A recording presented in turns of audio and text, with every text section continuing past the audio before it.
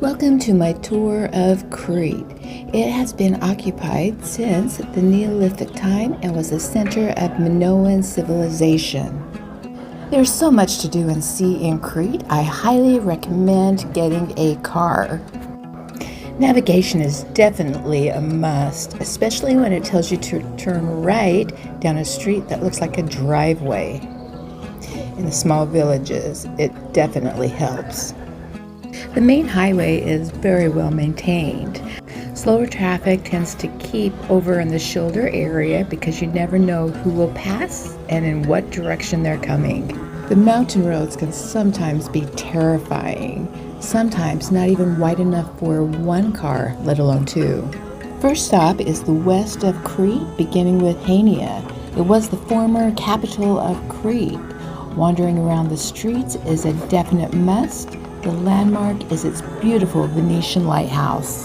Approximately a 40-minute drive, you will find the Church of St. Nicholas. It is situated in the Georgiopolis port on a small islet in the sea. This is definitely a hidden wonder and definitely worth a stop. It is very popular for weddings.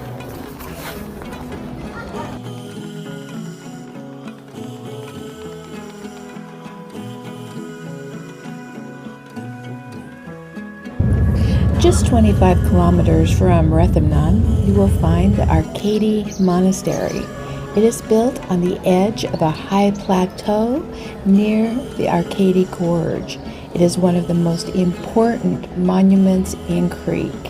It was a center of resistance against the Turk and is an eternal symbol of freedom.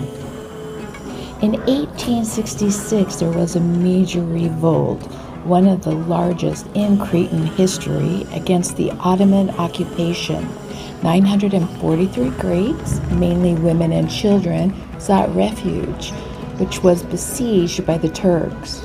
On November 8, 1866, there was an explosion of the powder magazine of the monastery. All of the mutineers and civilians were buried inside. The Bullet Tree. The beautiful city of Rethymnon. It is one of the most beautiful and best preserved medieval towns in Greece. Make sure to visit the Venetian Fortezza. Visit their lighthouse as well as their Venetian marina. It is lined with restaurants, taverns, and cafes.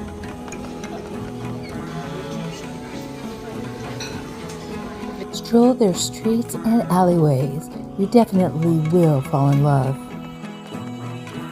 Next, I'm heading to Knossos, the Minotaur's Labyrinth. They open at 8 a.m., so I'm arriving early, so I'm one of the first ones. But I was surprised that I was not the first one. Several buses had beaten me to it. Welcome to the legendary Knossos Palace.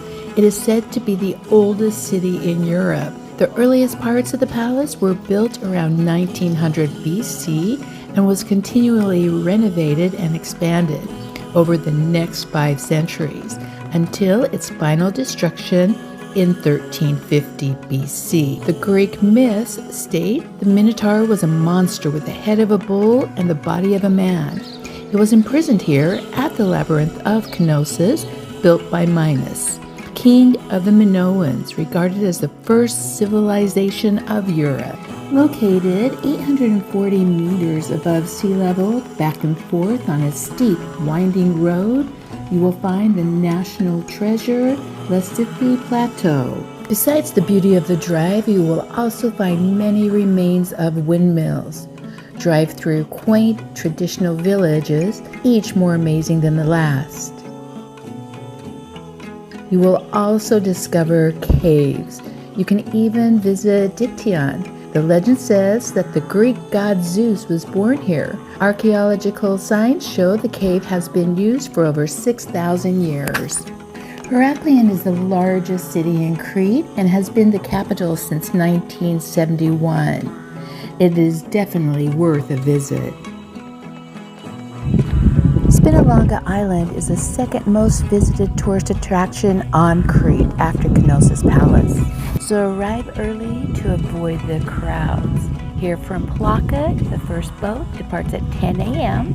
If you arrive by 9:30, there's still plenty of parking. The boat is 12 euros round trip, then 8 euros for entrance into the fortress.